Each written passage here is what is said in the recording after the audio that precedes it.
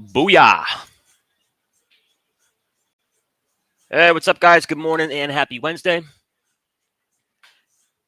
This is Taylor getting the party started for January 31st. Man, that's kind of crazy. Already rolling into February. My grandma told me on my 21st birthday, she said, "Grandson, the years are going to start to fly by." And she was right. That grandmotherly wisdom. But all right, folks, as always, thank you for coming through this morning. Always appreciate your time and your effort. And I've got to call up Schwab here after the session. There might be something wrong with my platform. I've got these red bars. And then I've got this negative number up here on the futures. It's got to be a mistake, right? There's no way the market's going a little bit lower. But all joking aside, we had a few earnings last night from a few of the heavy hitters. Microsoft, pretty uneventful. She closes about 408.50, and you're pretty much going to open up flat. So no major bloodshed there. Google, on the other hand, the Mastery members, do we feel a little bit better now about taking our Google profits? I feel a little bit better. Google down about $8. So down a good 4, maybe 5%. And then AMD, Advanced Micro Devices, closes 172. We're going to open 164. So again, like a 4 or 5% pullback. Now here's the thing. Down 2, 3, 4, 5%. Nothing's going to change this morning. In terms of your buy signals, in terms of the structure, the beauty of the pullback, and this applies to the whole market, I can't do too much of with AMD up here. And it might be really strong. It might be really bullish. The big three scores might be perfect, but as far as risk reward, I can't do too much up here. So I do think there's a beauty in the pullback. A little bit of beauty in the pullback.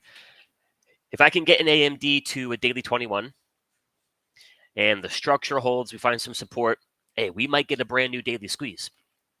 Brand new daily squeeze in AMD sounds like a good time. So I'm here for a pullback and checking out the futures here. S&P futures down about 0.5%. And we got a few squeezes. 30-minute, 15-minute, and a 5-minute. And then checking out the signals here.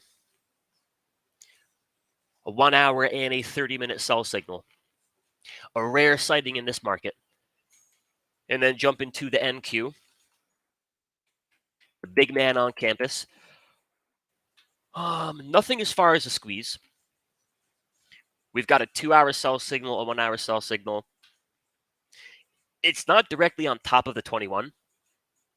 So there might be another 100, maybe $200 lower. Come on down and officially smooch the 21 EMA. But the structure is fine. Big three score of 10. Perfecto. Again, I think that's the theme of the market. Until things change, any pullback is pulling back into really good structure. We're pulling back into good momentum. In a lot of cases, we're pulling back into perfect scores. Doesn't mean you wake up today and buy calls. You don't got to be the first guy or the first girl to get long. But there's your context. Until things change, a pullback in the S&Ps, a pullback in the QQQ, and very likely a pullback in your favorite stocks. I think a lot of beauty to it. So one thing I do want to show you, the difference between the cash and the futures. If you look at the QQQ daily chart, we're a few average true range moves above that 21 EMA. So I say that to say there could always be room for a lot lower. We could go down another $9 or $10. I still don't see any big issues. And then the level I want to give all of you for the SPX,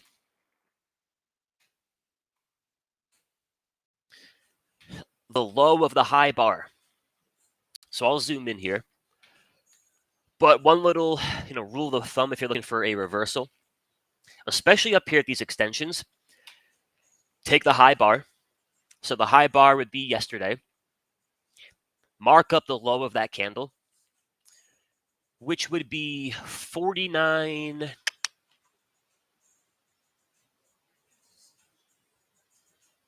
Call it 49.16. If today we can get a close below that low of the high bar, close below 49.16, it doesn't guarantee a reversal. Doesn't guarantee we're coming down to a 21 EMA. It's one little thing to look for. Possibly a little chink in the armor for the bulls. And hey, if all that happens all the way up here, you throw a few sell signals into the mix, you might just get your pullback. So a few things to pay attention to there. And then, of course, I think the bigger question for today, tomorrow, and Friday. First off, we got the Fed. The one, the only, JP. JP and the boys. I've got no opinion on the Fed and what they want to do. I've got no opinion on what the reaction will be. Let's just watch the charts. Let's watch the signals, and we'll take it hour by hour. My biggest advice today would be just chill out. Just chill out a bit. You don't have to be the first guy or girl to get short if things do look like a short. You don't have to be the first guy or girl to get long. Again, especially all the way up here. 334 miles above that daily 21 EMA. If you find a perfect setup today, then if you find a perfect setup today, then by all means take it. But I've had a few good Fed days under my belt, and I've had a lot of crappy Fed days under my belt. One of those days where there's room for shenanigans. Shenanigans meaning, we got a 30-minute squeeze in the buy signal. I'm going to jump in and buy calls. And then 20 minutes later, it turns a corner, it dumps on you, and you're a little bit frustrated. Or vice versa. Hey, we're breaking down. I've got sell signals. I'm going to get short before JP. And then he comes out, he whispers the magic words, and we're taking out the all-time highs. If you can find a perfect setup that offers a really good risk reward, pull the trigger. If anything, pull the trigger with smaller size. I wouldn't come into today looking for a big 5%, 10% position kind of trade. Keep things very small and keep things asymmetric. Meaning if I find a good setup, I might put $1,000 to work, for example, but only if that $1,000 of risk can make me 2, 3, 4,000. If I'm going to trade on a Fed day ahead of even bigger earnings, it's got to be a perfect setup and it's got to be an asymmetric risk reward. If it doesn't work, it can't hurt. If it does work, then hey, I'm going to Chili's tonight. So yesterday in my mastery, we had a nice session, and the overall theme of the session was pretty much getting really clear about what your job as a trader is, down to the finer details. What is your setup? What are your indicators? More importantly, what stocks do you want to trade? All right, what's your universe? My job, very, very clear. My job as a trader is trading big three squeezes across different time frames in my money-making names. Not wherever I can get them. I'm not looking at the industrials on Monday and the financials on Tuesday, energy on Wednesday, healthcare on Thursday. I trade the same setup over and over and over again, long or short, for a day trade or a swing trade in these bad boys. My 8, 9, 10 years of trading says I shouldn't trade anything else. I might trade 100 different stocks throughout the entire year. Every single year, it's the same exact pattern. 90% of my profits come from about 10% of the names. And it's always these names. And I don't think I'm special in that. You talk to Henry from the Gold Room. Henry's had a pretty similar experience. Talk to a guy like JC, talk to a guy like Sam. For a lot of traders, you have the names at work. The rest of them, it's kind of a big wash. Meaning the money that I make, the money that I keep, It comes from the Googles, it comes from the Microsofts, the Netflixes, the Nvidias. If I go trade a Walmart, yeah, I might make some money on Walmart. Then I turn around and trade McDonald's and I give it all back. I take a trade on Caterpillar, I make $1,000. I take a trade on ExxonMobil, I lose 1,000. It's a lot of time and effort tied up in names that, for me, don't historically make me money. So again, what's my job? Trading big three squeezes across different time frames in my money-making names. Yours might be different, but you have to figure that out. At the very least, if you've got 1, 2, maybe 3 years of trading under your belt, print out your statements, sort them by P&L per name, and I think you might find a similar pattern. Like, wow, I traded 75 different stocks last year. All the money I got to keep came from 5 or 10. And I've just seen that pattern for myself 5 years in, 6 years in, going on 10 years in. So with all that being said, granted, we're going to gap down, so the board will shuffle a little bit. But as far as a swing trade, do I have anything going on the weekly squeeze? I've got nothing. Nobody is home. I got a couple 3-day squeezes. One of them in Apple. Well, I'm not going to buy Apple before earnings. One of them in Amazon. I'm also not going to buy Amazon before earnings. Nobody's home on the 2-day time frame. Nobody home on the daily. Nobody home on the 4-hour. At the close yesterday, we got a lot of 2-hour squeezes. They might fire short. They might disappear. Again, the board will shuffle. Point being, when the market opens, especially on a Fed day, but the rules apply every day, if I've got nothing setting up over here, the weekly, the 3-day, the 2-day, the daily charts, I don't have a swing trade. I've got nothing to buy calls in for 3-4 weeks to expiration. And then if I've got nothing down here, no 2-hour squeezes with buy signals, no 1 hour, no 30-minute, I don't have a day trade. If I don't have an A+ squeeze in one of these names across one of these time frames, I've got nothing to do. I can go find something to do pretty much every day of the week. I can fire up the scans. I can look at different universes of stocks. I'm always going to find something. On a weekly chart all the way down to a 5-minute. Doesn't mean I have to trade it. If I'm going to be really, really clear about what my job is, on a day like that, nobody home up here, nobody home down there. My job at that point is to go walk my dog. Go play some Tetris. Go watch some old Kobe Bryant highlights. Do anything other than break my rules. All that does is lead to frustration. And that frustration can lead to, when you finally get your pitch, you're not as quick to take advantage of it. I can't tell y'all how many times I've done that. All right, I'm trading John Deere. I'm trading UMP. I'm trading Pinterest. And all I'm doing is getting irritated. Some trades work, some trades don't work. Now I'm frustrated. And then here comes Google. Perfect daily squeeze.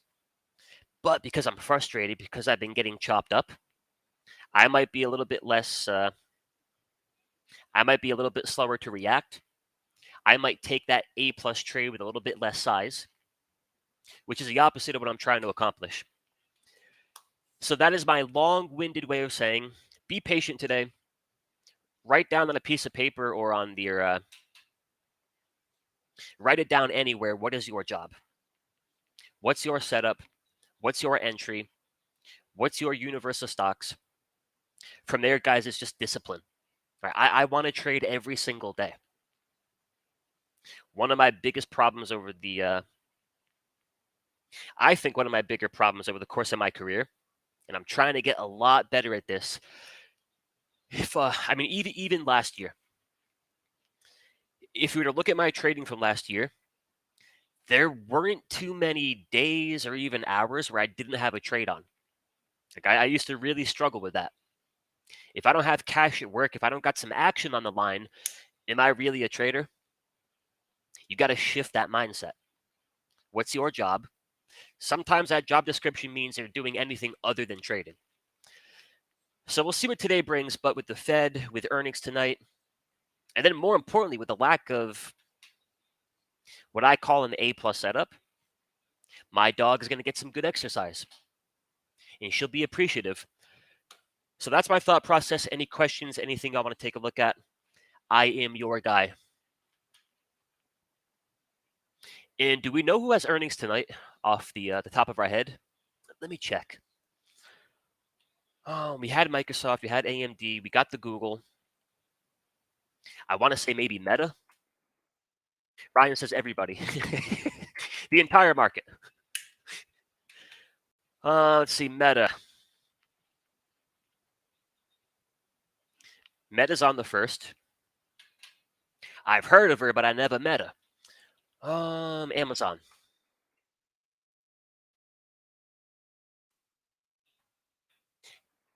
How much richer will Jeffrey Bezos get? Amazon is the first, so tomorrow. Meta tomorrow, Amazon tomorrow. The Big Apple, I think, is tomorrow as well.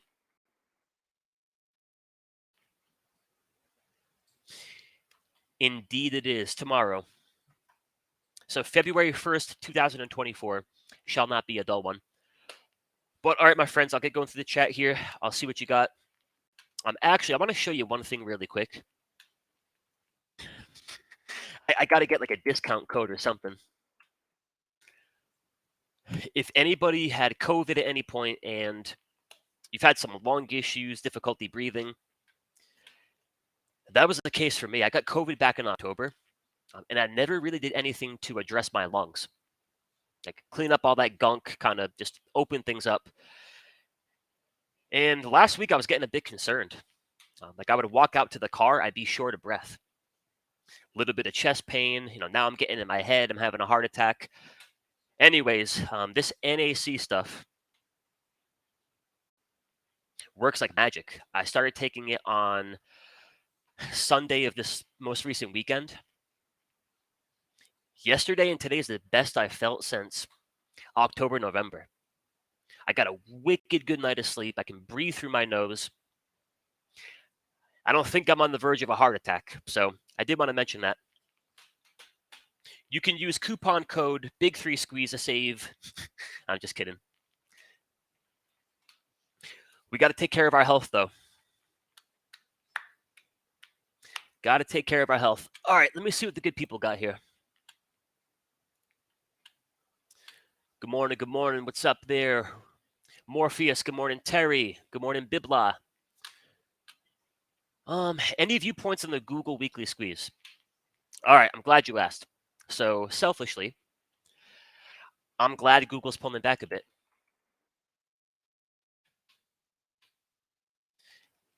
And the reason I'm glad is we should go back into that weekly squeeze. Technically, it fired long yesterday. Back around 142, 143. Oh yeah, that's awesome. I like me a little bit of that. So my assumption is in the pullback this morning, it's probably going to go back into a squeeze. Right back into compression. Structure should still be perfect. Momentum should still be above 0. The big 3 score should still be a perfect 10 out of 10. Meaning at some point I want to buy it. But I want to watch the S&Ps. I want to watch the Qs. Ideally, let's get through Apple, Amazon, Meta earnings. But at any point, if the market looks like it wants to turn the corner and go back to the upside, I still think that's one of the better setups in the market. So I'm going to approach it with patience. But at some point, I want some 155, 160 debit spreads. We had bought in it back here. We caught the push. I've got some cash to play with. So a March, April expiration, 155, 160 debit spread. That kind of sounds right up my alley. Put it this way, probabilities-wise, the only reason Google doesn't make it to the target in my opinion, is if the market rolls over. But if the month of February, March, the month of April sees the S&Ps and the Qs continuing to trend higher, I would think Google's pretty much at the forefront of that move. So take it day by day, but I appreciate the fact they're going back into the squeeze.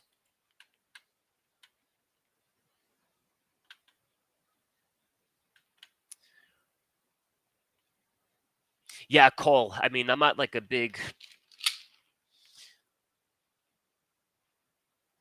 not a big proponent of too many things, but yeah, I can't tell you guys how much better I feel. It was like 3-4 months I couldn't breathe through my nose. So my sleep last night was just off the charts. Off the charts. Do I think we should look for a day trade after the Fed? All right, really good question. And I would circle back to, what is your job as a trader? All right, what is your moment in time? What is your A+ setup? After the Fed, if you can get that on one of your go-to stocks, then I think by all means you have to pull the trigger. But to your point, I think ideal to wait until the Fed's done. But then for conversation's sake, after the Fed, the market's chopping, you can't find what you would call an A+ setup. At that point, you've got nothing to trade. And we've all got to learn, myself included, nothing wrong with that. Sometimes that's the best possible trade you could take, is just no trade. So we'll be a little bit smarter in about 5.5 hours. Yeah, I'd imagine the ready aim fire scan is popping off left and right. Okay, CRSP daily squeeze. We will throw it on the board. Let's see, clean. All right, get rid of these bad boys. CRSP. Crispy. Solid, really solid. The big three scores are pretty good. No huge issues. Let's go check the daily squeeze.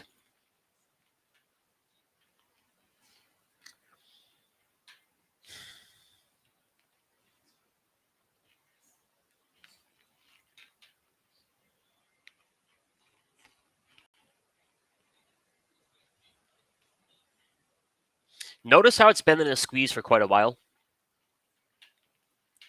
which, mind you, is not a problem. We bought Google, man, like back in October. It took a good 10 or 12 weeks to get our breakout. So that itself is not a big issue. But when you're really, really caught in a big squeeze, the key from there is your lower time frames.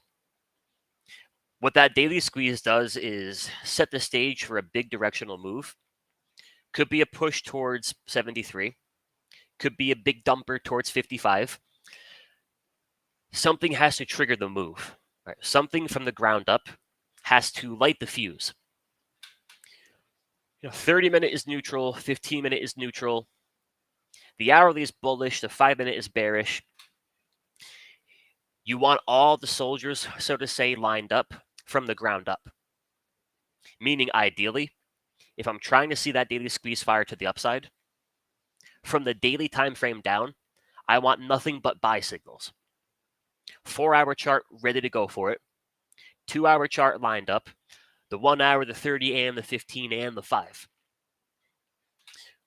When you get that tug of war, the 4-hour, 2-hour, 1 hour, they want to go higher. The 30-minute, the 15-minute, they don't know what they want to do. The 5-minute wants to go lower. That tug of war across your lower time frames can result in this kind of price action. They're trying to push it. They're trying to break it lower. They're trying to push it out, trying to break it lower. You're looking for that, call it moment of clarity. I've got a squeeze from a 1-minute time frame all the way up. Indicators point towards the same exact move. On a Fed day, it might be a little bit tough to get that clarity, but that is what I would look for. Target on the Lily move. Yeah, Lily's been really clean.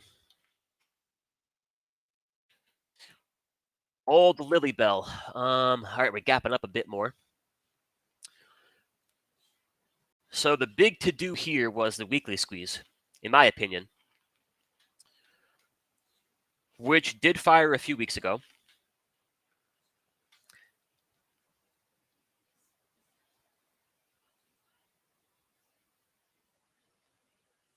There could be enough gas in the tank here for 670, 680. Now, 650 is a big level. All right, big, sexy number, big psychological level. So there might be a little bit of back and forth there. But the basics of a squeeze, once it fires, you want to look for about 2.5 to maybe 3 ATR above that 21 EMA. So, 670, 680, somewhere in that neighborhood. All right, jumping over to the essentials room here.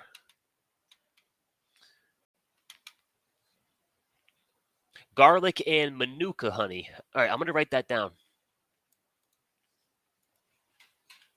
Manuka. I'll look into that. Thank you. I appreciate it. Okay, hustle bustle. You have an iron fly on Starbucks.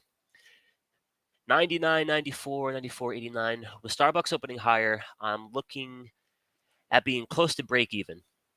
Would like your advice on holding this for potential pullback closer to 94, or do I anticipate further upside?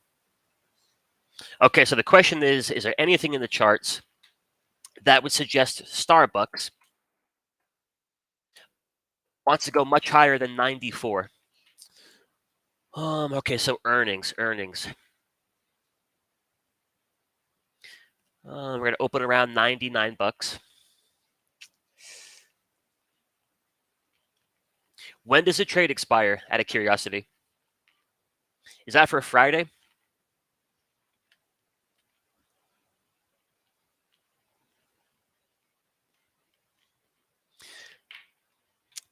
Okay, it expires on Friday.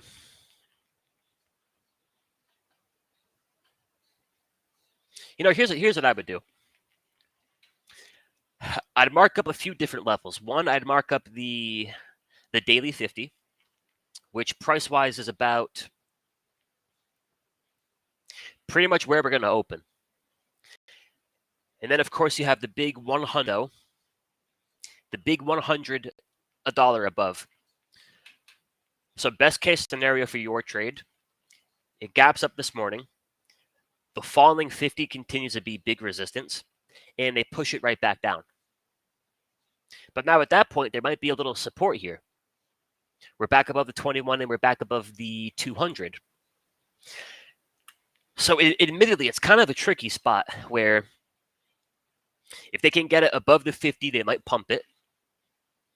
If they can't quite get it above the 50, it might get rejected. Then the question is, can we hold support here at the 200? Can we break it? And for what it's worth, I don't really do too many iron flies. My mindset with any trade, more and more as of late, if it's not working exactly how I want it to work, I'm going to take the trade off. And it might turn the corner if I had held on. Who knows? It might have ended up working. Granted, a little bit easier on squeezes. I buy a squeeze, it either fires or it doesn't. But that's been a bit more of my mentality this year.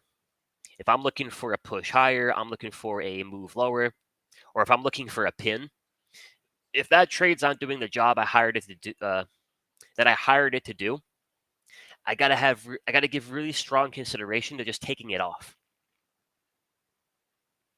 There might be a different setup out there that's easier for you to make the money you might make from this trade. The tougher thing, of course, will just be the overall market. JP comes out and says all the right words. We might explode. JP comes out and he's wearing his blue tie. We might roll over. So a lot of different variables here today. A lot of different variables today. So, Mike, you can find the list of positions I'm in on the Mastery dashboard on the website.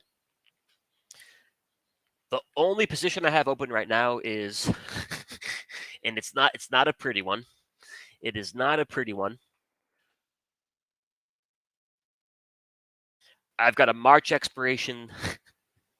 I got a chuckle saying it out loud. I've got a March expiration 300 310 call debit spread on Tesla. Now, don't laugh at me. When I opened the trade, Tesla looked a lot better than it does right now. We had bought it back here for the push into 250. We took our profits and then we opened up trade number 2. Trade number 2 being that 300 debit spread. Google worked out really well. Nvidia, we got 2 nice trades out of it. Unless Tesla wants to double between now and March, it's looking like our second trade here is going to be a max loss, which would imply between the 2 trades, we got a big fat nothing. No profits to our name and no bloodshed. The entire Tesla endeavor will be a break-even endeavor. Now, with that being said, if Tesla gaps up to 280 next Monday, I'm going to be the last guy complaining. But I've got a sneaking suspicion that there might not be $100 gap up around the corner. If Elon can figure out how to solve world hunger, there might be a chance. There might be a chance. All right, guys, let's take a look at the futures here. And a little bit more nasty. All right, few squeezes coming through. 30-minute, 15-minute, 5-minute.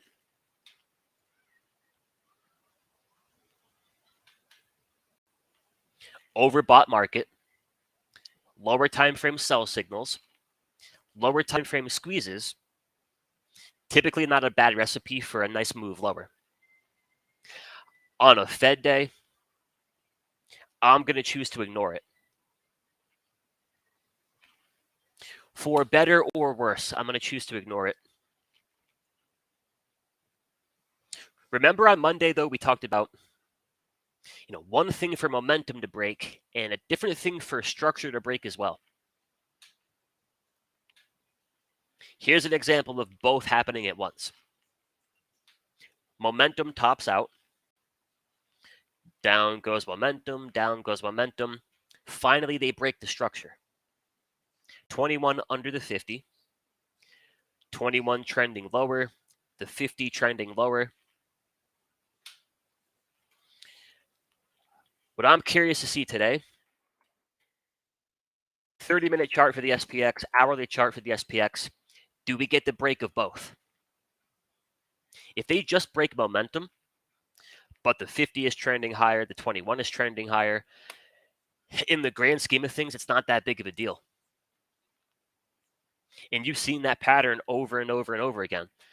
Oh no, down goes momentum. They don't even touch the structure. Oh no, down goes momentum. 200 trending higher, 50 trending higher. Oh no, down goes momentum. Nothing's changing in the structure. So we're getting momentum breaks. And the big 3 score is still a perfect 10 or a 9 or an 8.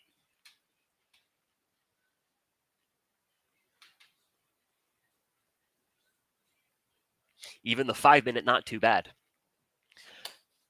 That should change in about 9 minutes and 2 seconds.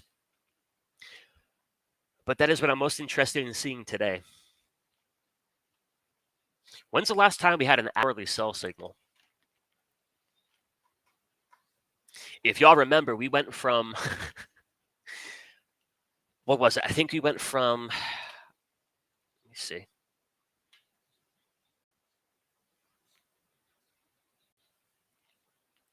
Going back a few months ago,